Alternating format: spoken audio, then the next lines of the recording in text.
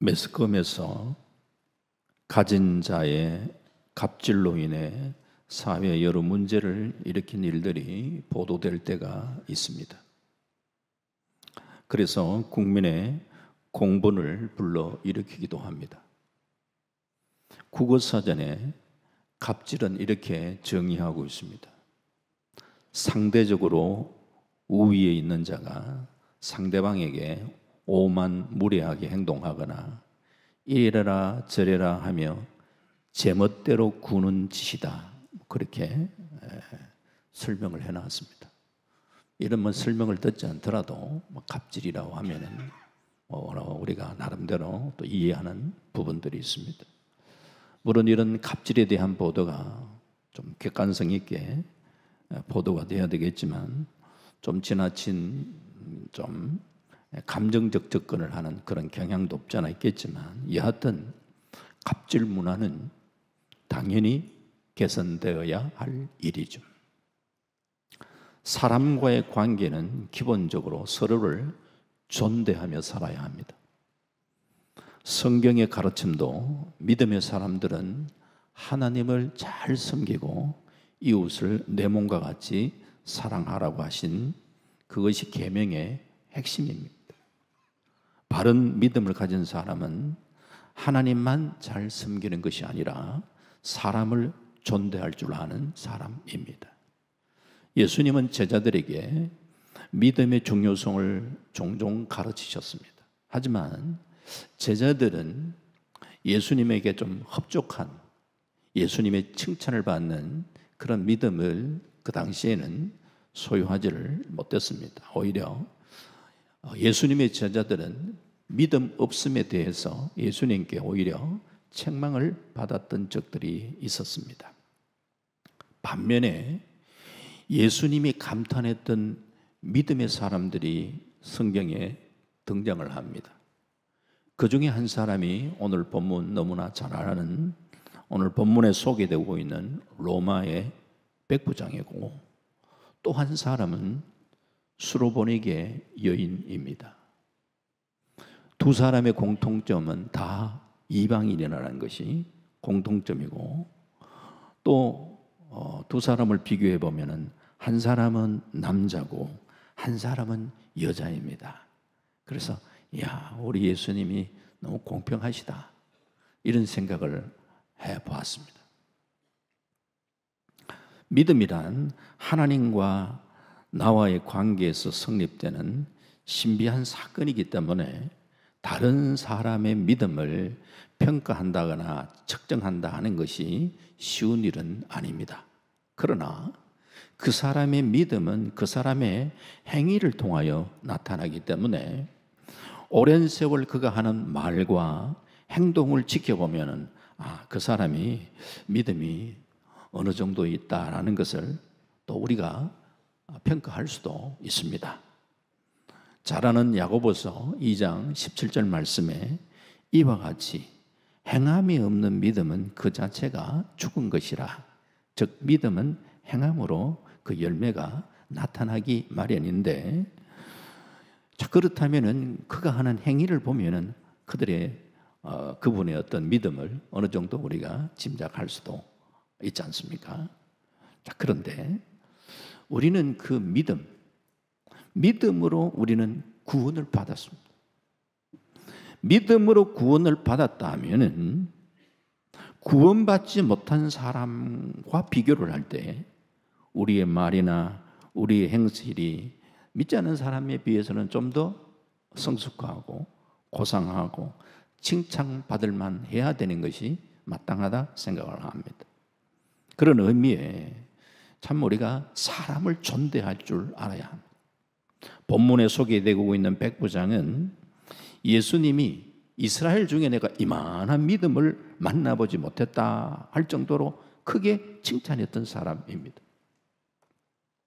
이 사람의 됨됨이를 보니까 자신의 직위를 가지고 수하의 사람들에게 갑질하는 사람이 아니었습니다. 예수님 당시 온 세상은 로마가 지배하고 있었습니다.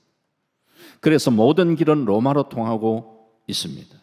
이스라엘도 예외는 아닙니다. 이스라엘도 로마가 점령했습니다. 오늘날까지 로마가 이스라엘을 지배하였던 그런 흔적은 곳곳에서 우리가 찾을 수 있습니다. 바로 그런 시대에 로마의 한 백부장이 가버나움에 파견되어 일하고 있었습니다. 그 백부장의 사랑하는 종이 병들어 죽게 되었습니다. 그때 마침 예수님께서 가버나움을 방문하시게 되었습니다. 백부장은 예수님이 어떤 능력을 갖고 있는가 소문을 들어서 어느 정도 알고 있었고 또 믿음도 가지고 있었습니다. 그래서 유대인 장로 몇 분을 예수님에게 보내요. 자기 종을 좀 고쳐달라 부탁을 하게 되었고, 그리고 예수님을 통해서 고침받았다. 그런 내용이 오늘 본문의 내용의 말씀입니다. 오늘은 종이 예수님의 능력으로 고침을 받았다라는 거기에 초점을 맞추기보다 도대체 이 백부장은 어떤 사람이었기에 예수님이 그렇게 칭찬을 했던가? 그의 삶의 모습은 어떠했던가? 예수님이 칭찬했던 이 백부장의 모습을 우리는 바라보면서 또 우리에게 또 새로운 그런 도전의 시간이 될 수 있기를 주의 이름으로 축원합니다. 첫 번째 생각을 해보고자 하는 것은 이 백부장은 보니까 자기 수하의 종을 사랑했던 사람입니다. 당시 시대를 생각하면은 결코 쉬운 일이 아닙니다. 예수님 당시 유대 나라는 로마 제국의 통치를 받는 식민지였기 때문에 로마 군대의 백부장이라 하면요, 그 권세는 막강합니다. 그는 유대 나라에 파견 나와 있던 100명의 군사를 지휘하는 장교입니다. 근데 우리가 생각할 때 한 100명 거느리는 장교 정도의 수준으로 생각을 하면 안 됩니다. 그가 갖고 있는 권세 대단합니다. 그의 직업이 군인 장교였다는 것 외에 그의 이름, 그의 가족 관계 뭐게 나와 있지 않습니다. 하지만 그가 자기 수하의 종을 사랑했다는 것을 얘기를 합니다. 오늘 누가복음 7장 2절에 이렇게 얘기를 합니다. 어떤 백부장의 사랑하는 종이 병들어 죽게 되었더니 라고 표현을 합니다. 사랑하는 종, 그냥 종이 아니고 백부장의 사랑하는 종이 병들어 죽게 되었다. 같은 사건을 다루고 있는 마태복음 8장 6절에는 이 종이 어떤 병에 걸려 있는가를 얘기합니다. 마태복음 8장 6절에 이르되 주여 내 하인이 중풍병으로 집에 누워 몹시 괴로워하나이다.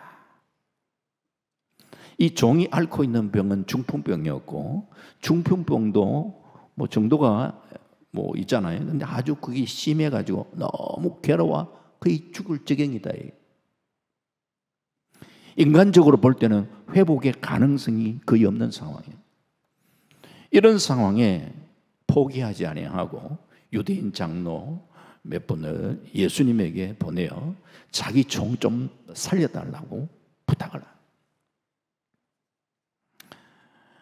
백부장은 예수님이 그와 같은 능력을 갖고 계시다는 사실을 소문을 통하여 들었고 또 그런 믿음을 갖고 있었습니다. 그가 이런 믿음을 가지고 있다는 것도 사실은 대단한 것이지만 그 수하에 있는 종을 사랑했다라는 그게 참 놀랍다는 거죠. 왜? 로마 시대의 종은 한마디로 물건에 불과한 존재입니다. 주인이 죽일 수도 살릴 수도 있습니다. 이른바 생사여탈권이 주인에게 있습니다. 종을 부려먹다가 쓸모없다 싶으면 팔아버리고 그냥 나름대로의 뭐 그냥 폐기 처분하는 식으로, 아니면 어떻게 그냥 죽도록 내버려두는. 심지어 이런 얘기가 있습니다. 로마 시대에는 농기구를 세 가지로 구분합니다. 소리가 없는 도구, 소리를 가진 도구, 언어를 가진 도구, 이렇게 세 가지로 구분을 합니다. 소리가 없는 도구는 쇠사랑 같은 그런 실제 농기구, 소리를 가진 도구, 짐승을 얘기를 합니다. 언어를 가진 도구, 노예를 얘기합니다. 그러니까 당시 종들이 어떤 존재였던가, 어떤 취급을 받았던가 하는 것을 짐작할 수 있습니다. 이처럼 로마 시대의 종들은 말하는 짐승에 불과합니다. 그러기에 주인은 종을 인격으로 대하지 않고 재산으로 관리했습니다. 하지만 이 백부장은 자기 수하의 종을 그렇게 대하지 않았습니다. 사랑했습니다. 종이 아픈 모습을 보면서 너무 마음이 안타까웠습니다. 그 종을 마치 가족처럼 사랑을 했습니다. 당시 로마 군인 하면은 우리는 뭐 영화를 봐가지고 이게 갖고 있는 것이 뭐냐면 로마 군인 하면은 아주 잔인하고 포악한 이런 이미지를 우리는 가지고 있는데, 특히 로마 장교라 하면 그 권세, 횡포 심했어요, 실제적으로. 그러나 오늘 본문에 등장하는 백부장은 그런 사람이 아니었습니다. 그는 백부장이라는 막강한 권력을 가지고 있으면서도 사랑을 겸비한 인격의 사람이었습니다. 사랑이 없는 권력은 무자비한 것이며 많은 사람을 힘들게 합니다. 백부장의 신분을 가지고 있으면서 당시 참 노예인 종을 사랑한다고 하는 것은 아무나 할 수 있는 일이 아니었습니다. 자기 수하의 종은 로마인이 아니고 식민지 사람입니다. 그 당시 주인과 종의 관계는 이런 인간적이고 인격적 관계가 아니라는 말이죠. 종이 무슨 종에게 시간, 건강, 물질, 소유, 자유, 이게 모든 것이 사실 다 주인이 가지고 있는 거예요. 종의 것은 아무것도 없어요. 당시에 종이 되는 경우는 어떤 경우냐? 전쟁했을 때에 포로로 잡히면 종이 되는 거예요. 종의 자식으로 태어나면 어쩔 수 없이 이게 종이 되는 거고, 그리고 살다가 어떤 빚을 졌는데 빚을 갚을 능력이 없다? 그러면 내 몸뚱이 하나라도 그냥 막 그 종으로 쓰라, 이렇게 해서 종이 되는 거예요. 그리고 종으로 팔리는 그런 경우도 있고, 백부장의 종이 어떤 경로로 종이 되었든 그는 백부장의 소유로 주인을 위해서 목숨 걸고 주인을 위해 충성해야 되는 그런 위치에 있는데, 그 종이 중풍병에 걸고 그 중풍병도 아주 심해가지고 종의 역할 구실을 못한단 말이에요. 오히려 주인에게 짐만 되는 존재예요. 그런 종을 백부장은 따뜻한 사랑의 마음을 가지고 어떻게 하면 그를 좀 고쳐줄 수 있을까 생각합니다. 아래 사람을 어떻게 대하는가 하는 것은 그 사람의 인격과 인간관계를 보여줍니다. 윗사람에게 잘하는 사람이 있어요. 그런데 윗사람에겐 잘하는데 반면에 아래 사람을 잡는 사람이 있습니다. 수하의 사람을 인격적으로 대하고 좀 사랑으로 섬길 수 있는 그런 삶을 우리는 살아야, 이것이 믿음의 사람의 모습입니다. 믿음 좋고 기도는 많이 한다고 하면서 가난한 사람 얕보고 달동네 사람 멸시하고 좋은 대학 나왔다고 뭐 좀 못 배운 사람 무시하고 선배라고 후배를 막 짓누르고 좀 내가 큰 교회 교인이라고 막 조금 작은 개척교회 교인들 무시하고 자기도 그렇게 잘생긴 것도 아닌데 좀 못생긴 사람 막 무시하고, 이런 거는 하나같이 잘하는 모습이 아니죠. 믿음이 좋은 사람은 교회만 열심히 나오는 사람이 아닙니다. 사람 됨됨이가 된 사람입니다. 믿음은 참 좋은데 사람은 영 형편없다, 말이 안 되는 말이에요. 사람 됨됨이가 안 되었다란 말은 믿음이 없단 말이에요.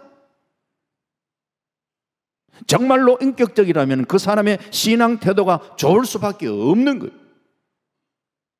믿음이 좋은 사람은 인격이 다듬어지고 남을 배려할 줄 알고 이웃을 사랑하고 말이나 행동에 의해서 사람들에게 상처 주고 그러지 않습니다.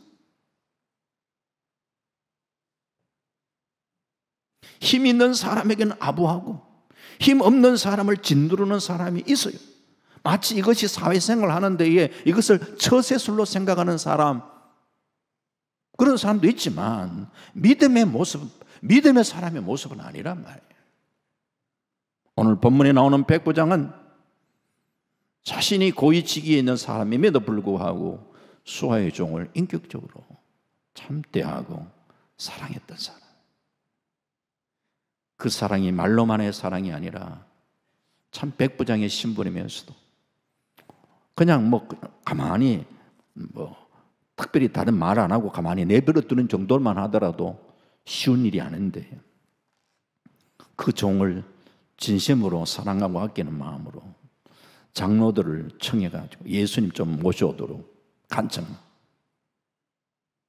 그런 종을 한번 살려내 보려고 하는 그런 열정, 열심, 이것이 진심으로 드러나고 있는 것이 보잘것없는 한 영혼에 대한 사랑의 마음. 오늘 이것이 너무나 소중하다는 거죠. 우리가 믿음 생활을 하시면서 우리 동부부 교회의 사랑하는 성도님들은 한 영혼들을 소중하게 여길 줄 아는 그런 마음을 소유하며 나아갈 수 있기를 주의 이름으로 축원합니다. 금붕어를 키우는 한 사람이 있었습니다. 비실비실 죽어가는 금붕어 몇 마리가 있어가지고 이 금붕어 좀 한번 살려보겠다고 다른 어항으로 옮겨가 산소를 공급하고 영양을 공급하고 그렇게 하다 보니까 제법 많은 돈이 들어갔습니다. 이 모습을 지켜보았던 친구가 이보게 참 내가 볼 때 당신 좀 바보 같은 사람인 것 같다. 그 비실비실한 그 물고기 살리려고 무슨 산소 공급하고 영양 공급하고 그래서 그 돈이 얼마나 드냐. 그 드는 돈 가지고 금붕어 그거 몇 마리 그거 버려버리고 그 돈 가지고 새로 금붕어 사오면은 한 100마리는 사올 것 같다. 그때에 이 금붕어를 키우던 사람이 정색을 하며 대답을 합니다. 죽어가는 금붕어 한 마리를 살릴 수 있는 열정과 애정이 없는 사람은 10,000마리의 금붕어를 키울 수 있는 자격이 없는 사람이다. 마태복음 10장 42절에 또 누구든지 제자의 이름으로 이 작은 자 중 하나에게 냉수 한 그릇이라도 주는 자는 내가 진실로 너희에게 이르노니 그 사람이 결단코 상을 잃지 아니하리라 하시니라 했죠. 작은 소자 하나에게도 주님의 마음으로 대할 수 있는 믿음의 사람 되시길 바라고, 한 영혼을 소중하게 여길 줄 아는 그런 우리 모두가 될 수 있기를 다시 한번 주의 이름으로 축원합니다. 두 번째 이 백부장은 이웃이 인정하는 사람, 이웃에게 인정받는 사람이었어요. 백부장이 그의 사랑하는 종이 죽을 병에 걸렸을 때에 예수님에게 직접 나가지 않고 유대인 장로들에게 청해서 예수님께 간청했다. 예수님이 피식민지 국가의 시민이기 때문에 압력 행사하기 위한 게 아닙니다. 자신이 지금 이방인이기 때문에 유대인들이 이방인과는 직접적 관계를 싫어한다는 것을 알고 있었기 때문에 본인이 직접 나서지 않고 유대인 장로들의 도움을 청한 것이죠. 상대방을 생각하는, 배려하는 그런 마음 때문에 그런 행동을 취했다는 거죠. 백부장이라는 권력으로 식민지 백성들에게 안하무인격으로 명령할 수 있었지만 그렇게 하지 않고 남을 배려하는 그런 모습이, 이런 모습 속에서 그게 몸에 배겨있는 사람이구나 하는 걸 느끼는 거죠. 무조건적으로 남을 사랑하고 자비를 베푼다 하는 거 좋은 일이죠. 때로는 좋은 일을 하면서 태도가 불순할 때가 있습니다. 교회가 좋은 일을 하면서, 구제를 하면서 그렇게 좋은 일을 하는데 그것을 받는 사람은 마음이 조금 불편하게 할 때가 있습니다. 나도 모르는 사이에 은연중에 내가 죽고 있는 입장에서 상대방의 마음, 배려를 하지 않고, 그런 부분에 우리가 좋은 일을 하는 것도 중요하지만서도 그 상대방을 배려하면서 정말 고마운 마음으로 받을 수 있도록 참 그런 마음으로 우리가 잘 배려하는 게 우리가 필요한 거예요. 오늘 우리가 남을 부리려는 그런 태도를 볼 때 우리가 상대방의 마음은 불편하죠. 좋은 일을 하면서 자기도 모르는 사이에 자기 의가 드러나, 그리고 은연중에 교만이 드러나. 조심해야 되는 거예요. 백부장은 겸손함으로 그 일을 감당하고 있습니다. 그가 사랑했던 대상은 자기 자신과 가족과 동족의 범위를 넘어서 지금 식민지 백성인 유대인들을 지금 사랑하고 그들에게 가장 필요한 오늘 성경에 회당을 지어줄 정도로 민족과 종교를 뛰어넘어 정말 이웃에 대한 그런 배려를 하는 사람이었어요. 누가복음 7장 5절에는 장로들의 입을 통하여 그에 대한 평가가 나옵니다. 그가 우리 민족을 사랑하고 또한 우리를 위하여 회당을 지었나이다. 유대인들은 하나님을 믿으면서 이방 사람들을 배척하고 오로지 자기 민족만을 위한 그런 편협된 그런 생각을 갖고 있었지만, 오히려 백부장은 이방인이면서 유대인을 사랑한 그런 사람이었습니다. 아마 이 백부장이 가버나움에 주둔하고 있었던 것은 당시 그 세관에서 통관 업무를 지원하기 위해서 고용된 한 군 지휘관이 아닌가 추측을 합니다. 이런 지위에 있으면 어렵거든. 그 권력을 이용해서 그 자리는요, 돈을 막 끌을 수 있는 자리. 그렇기 때문에 사람들의 원성을 많이 살 수 있는 자리. 그런데 장로들이 하는 얘기가 저분 우리 민족을 사랑한 사람입니다. 그런 평판을 받고 있습니다. 저분은 우리를 위하여 회당 지어준 사람입니다. 우리가 뭘 필요로 하는 걸 아는 사람입니다. 유대인들에게 있어서의 신앙교육의 중심 건물이 회당이잖아요. 당시에는 그 회당을 지어주는 일을 했다. 백부장이 봉급도 사실은 많아요. 가령 예를 들어서 사병 월급이 한 10만 원 받는다, 그렇게 생각한다면 그 당시에 어느 정도 백부장 받았느냐, 한 500만 원 받는, 만약 한 10만 원 받는다고 생각하면 한 500만 원 정도 받는 그러니까 상당히 돈도 많이 가지고 있는 입장이죠. 그렇다고 회당 지어줄 정도로 그렇게 갑부였는지는 모르겠어요. 과연 그가 회당 짓는 비용을 혼자서 다 부담했다는 말인지, 누구보다도 헌금을 많이 했다는 말인지, 그가 가진 행정적인 권력과 군사적 병력을 통해서 회당 짓는 일에 적극 협력을 했다는 말인지 정확하게 말하고 있지는 않지만, 결과적으로 사람들이 생각할 때 우리 회당은 저분 지어준 것이나 다름없습니다. 저분이 우리 회당 지어줬습니다. 회당 짓는데 전적인 공로가 저분에게 있습니다 라고요.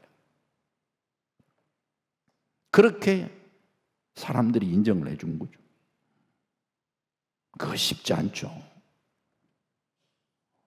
왜? 자기는 로마의 백부장입니다. 유대인의 회당을 지어줬다? 유대인들을 위해서 뭔가를 했다? 과연 모든 사람들이, 로마 사람들이 좋은 일 했네, 박수칠 일이 아닙니다. 자신의 위치에서 상관의 눈치를 봐야 됩니다. 잘못하면 불이익도 당할 수 있는 입장입니다. 자칫 잘못하면 견책을 당할 수도 있고, 견책이라는 것은 성진상의 불이익도 당할 수가 있다 이 말이에요. 진짜 잘못되면은 자기 잘릴 수도 있겠죠. 그럼에도 불구하고 자기가 생각할 때 이 일은 내가 도와줘야 되겠다, 유대인들을 생각하는 마음으로 큰 마음 먹고 지금 도와주는 거예요. 그래서 유대인들이 존경을 하는, 이처럼 이방 사람, 자기가 이방 사람인데도 유대인들이 참 그렇게 칭찬했다면 그만한 자기 희생 대가지불을 하며 살았던 사람이, 이런 사람들, 이런 삶을 살면은 주변에 친구가 있기 마련이죠. 예수님이 자기 집으로 이제 또 막상 오시려고 할 때에 여기 성경에 보면 벗들을 보내어서 예수님이 자기 집 오시는 수고 아니하셔도 됩니다. 전달해 주려고. 예수님은 여기까지 우리 집까지 안 오셔도 말씀 한마디만 하시면은 그냥 그대로 딱 이룰 줄 믿습니다. 그러니까 아이고 예수님 오시는 건 너무 부담스러우니까 자기 또 벗을 통해가 그 일을 시키는 거예요. 주변에 그런 사람이 있다네요. 도와주는 사람.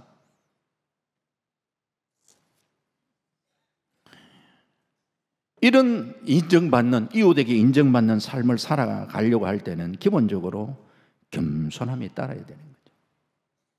미국을 탄생시킨 10명의 사람 가운데 이 벤자민 프랭클린은 그의 인생 좌우명이 뭔가 물었을 때 그의 인생 좌우명은 평생 머리를 숙이고 살았다고 대답을 합니다.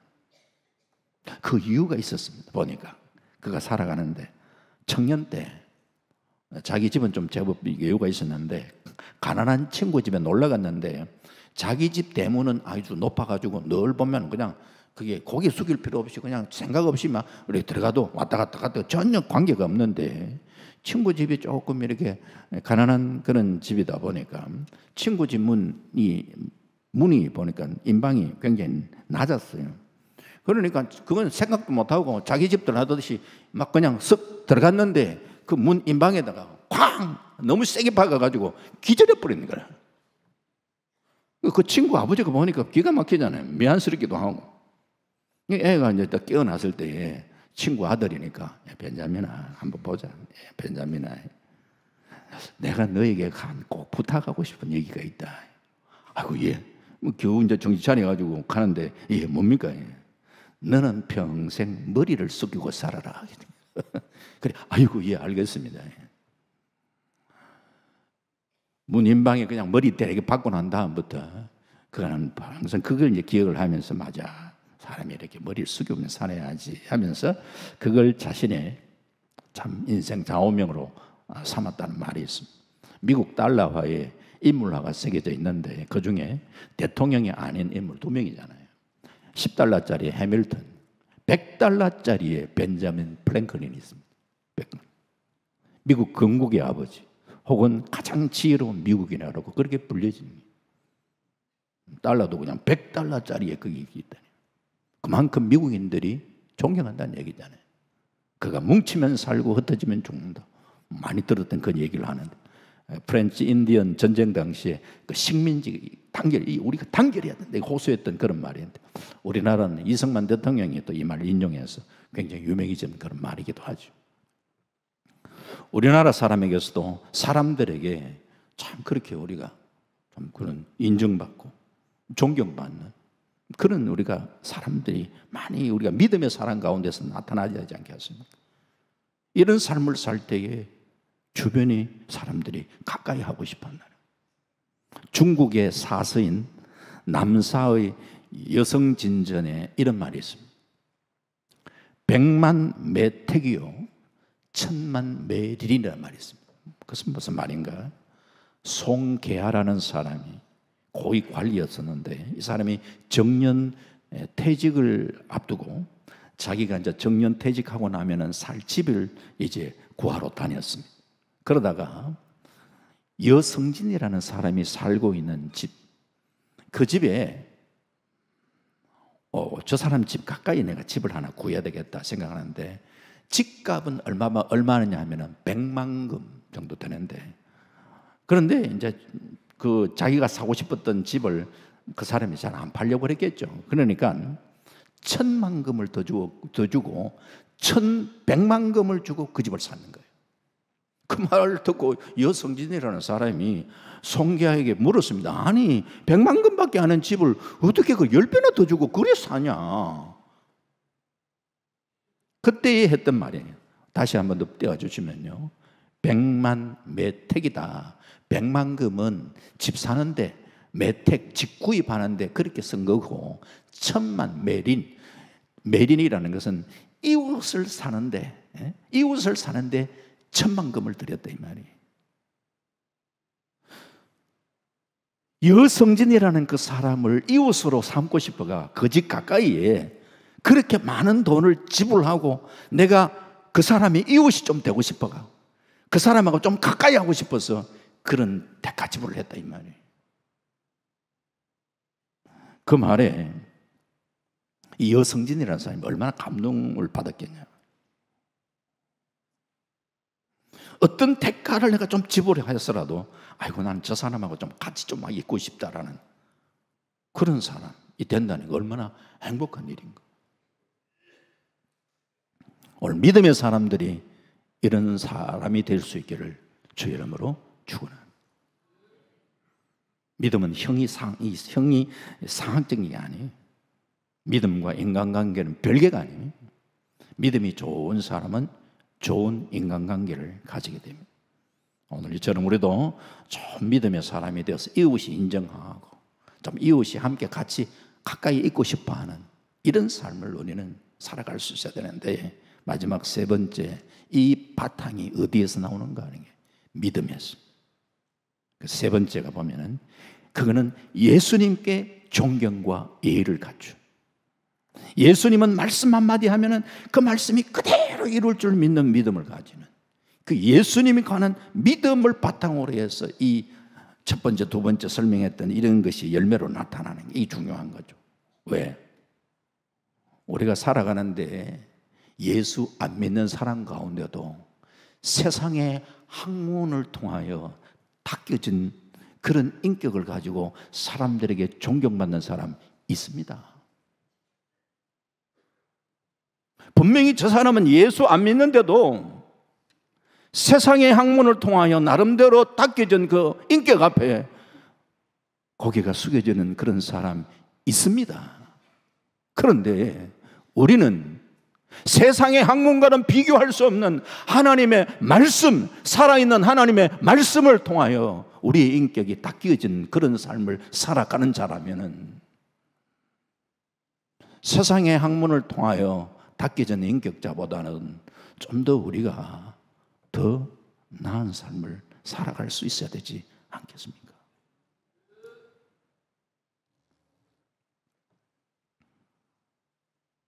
오늘 이 백부장은 참 그렇게 수하의 종도 사랑할 줄 알고 이웃에게 인정받고 하는 이런 참 아름다운 모습들이 참 예수님을 믿는 믿음 안에서 그렇게 나타나고 있다는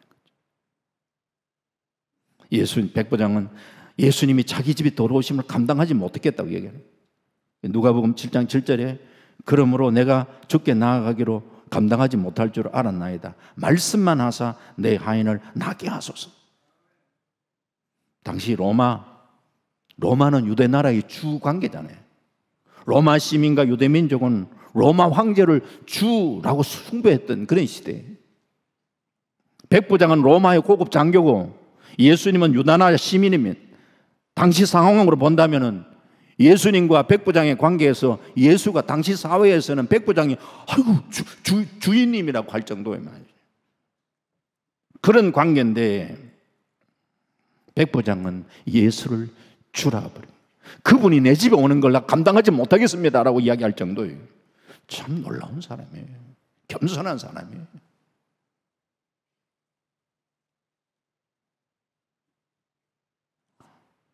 참 이런 은혜, 이 사람이 참 주님의 은혜를 받았기 때문에 겸손한 자에게 이런 은혜가 흘러가는 거죠. 야고보서 4장 6절에 그러나 더욱 큰 은혜를 주시나니 그러므로 일렀을 때 하나님이 교만한 자를 물리치시고 겸손한 자에게 은혜를 주신다. 이야, 참 겸손해 이 사람은. 위대한 인물의 특징을 성경을 보면 한결같이 겸손하네. 겸손은 어떻게 그럼 겸손할 수 있냐? 내가 겸손해야지. 막 작심한다고 되는 것도 아니고 하나님을 가까이 할 때 하나님을 가까이 하면서 내 자신이 하나님 앞에서 어떤 모습으로 비춰지는가 나의 존재를 바르게 알고 그분 앞에 서서 그분이 주시는 은혜 속에 우리가 잠길 때에 우리가 겸손해질 수 있는데 그래서 베드로전서 5장 6절에 그러므로 하나님의 능하신 손 아래에서 겸손하라 그랬습니다. 하나님의 능하신 손 아래에서 내가 작심한다고 되는 이런 게 아니라 주님의 은혜 안에 은혜 속에 머물 때 하나님의 능하신 손 아래에서 겸손을 배우는 거죠. 그래서 이 은혜를 제대로 받은 사람은 위아래를 아는 사람이에요. 누가복음 7장 8절에 나도 나무에 수하였던 사람이요 내 아래에도 병사가 있으니 이더러 가라 하면 가고 저더러 오라 하면 오고 내 종들어 이것을 하라 하면 하나이다. 이 말의 뜻은 부하가 상관에게 순종하듯이 종이 주인에게 또 순종하듯이 저도 우리 주님이 그렇게 하라면 하겠습니다. 주님은 그런 위치에 계신 분입니다. 말씀 한마디 하면 그대로 이루실 줄 믿는 그 믿음을 가지고 그렇게 고백하는 거예요. 말씀에 대한 절대적 신뢰를 갖고 있는 거예요. 주님을 절대 신뢰하고 그 주님께 순종할 뿐만 아니라 그분의 말씀이 능력이 있음을 알고 그 말씀의 능력 앞에 아멘, 그 말씀의 능력은 그대로 이루실 것을 믿습니다는 이런 믿음을 갖고 있는 거예요. 오늘 우리 시대에 참 예수 믿는 걸 우리가 뭐 자랑으로 사실 이 자랑, 우리 예수 믿는 걸 자랑으로 생각하고 자랑해야 되는 이 시대 속에 안 믿는 사람, 이 세상을 보면 예수 믿는 사람을 우습게 보려고 하는 이런 이 문화가 점점 팽배하는 이 시대 속에 오늘 우리는 하나님의 말씀이 능력임을 우리는 깨닫고 그 말씀을 우리의 가슴에 새기고 그 말씀이 나의 삶을 통하여 능력으로 나타나는 것을 보여주는 삶을 우리가 살아갈 수 있어야 된다는 거예요.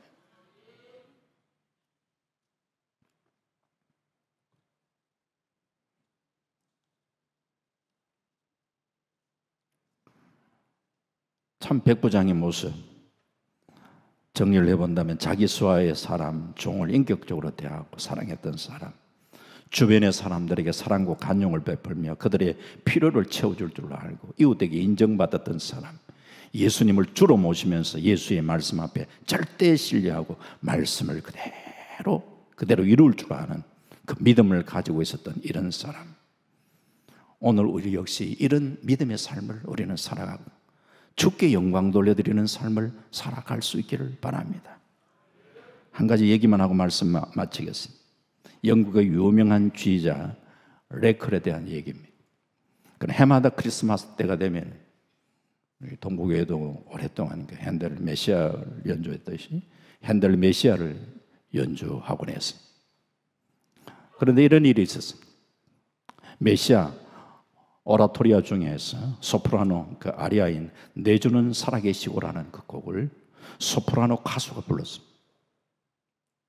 정확한 음정과 박자, 아름다운 음색과 호흡을 통해서 노래를 잘하는 그 영국의 유명한 가수가 노래를 딱 부른 청중들이 막 감탄을 하는 거예요. 이야, 너무 노래에만 도취돼 지금 청중 압도되는. 그때 갑자기 지휘자가 그 노래를 중단시키는 거예요. 모두가 놀라고 노래하는 가수도 깜짝 놀라. 내가 뭐 잘못했는가 실수했는가 싶어요. 오케스트라 단원들도 깜짝 놀라. 청중들도 뭐 왜 이러지? 이때의 그 레클이 가수에게 이런 말을 하는 거예요. 당신은 정말 내 주가 살아계신 것을 믿습니까? 노래하다가 뜻밖의 그 질문을 받으면서 굉장히 당황스럽지만서도 당신이 정말 내 주가 살아계신 것을 정말 믿습니까? 예, 믿습니다. 레클이 말을 합니다. 그렇다면 그 믿음으로 다시 한번 불러주시면 좋겠습니다. 그 믿음을 가지고 다시 불렀으면 좋겠다. 다시 지휘가 시작되었습니다. 소프라노 가수는 그 순간부터는 오로지 하나님 보좌 우편에 계시는 그 주님을 바라보면서 주님께 집중하면서 노래를 불렀습니다. 다들 조금 전까지 청중들도 가수에 집중하고 들었던데 주님의 살아계심을 바라보면서 믿고 그러면서 그 노래를 부를 때에 부르는 가수도 감격하고 눈물을 흘리고 그리고 청중들에도 새로운 감동이 가슴에. 우리의 모든 초점은 주님께 맞출 수 있어야 될 줄 믿습니다. 주님을 높여드리고 주님께 영광 돌려드리는 이 모든 것이 우리의 삶이 되어야 돼요. 말씀했습니다. 믿음과 인간관계는 별개가 아니라 믿음이 좋은 사람은 좋은 인간관계를 가지며 살아갑니다. 위로 주님을 바로 섬기고 이웃에게나 아래 사람에게까지 바른 인격적 관계를 가지고 그렇게 살아가다 보니까 사람들에게 인정받고 사람들이 함께하고 싶은 사람이 됩니다. 궁극적으로 주님을 감동시키고 주님의 칭찬을 받을 수 있는 이런 귀한 믿음의 삶을 살아갈 수 있는 우리 모두가 될 수 있기를 주님의 이름으로 축원합니다. 아멘. 아버지 하나님 감사합니다. 참 로마의 백부장, 우리가 많이 들었던 말씀이지만 또 한번 이 백부장의 모습 속에 주시는 도전이 우리의 가슴에 도전이 될 수 있도록 하나님 도와주시기를 원합니다. 믿음의 삶을 살면서 우리가 한 영혼을 정말 아끼고 소중하게 여기는 주님의 가슴, 주님의 마음을 품고 살아가는 우리들이 될 수 있도록 인도하여 주시기를 원합니다. 우리의 믿음이 행동으로 나타날 때에 그 행동들이 많은 사람들에게 선한 영향력을 미치며 다른 사람에게 칭찬받을 수 있는 그런 삶을 살아갈 수 있도록 도우시고 이 모든 열매의 바탕이 주님을 경외하는 데서부터 나타날 수 있도록 인도하여 주옵소서. 감사드리옵고 예수님 이름으로 기도하옵나이다. 아멘.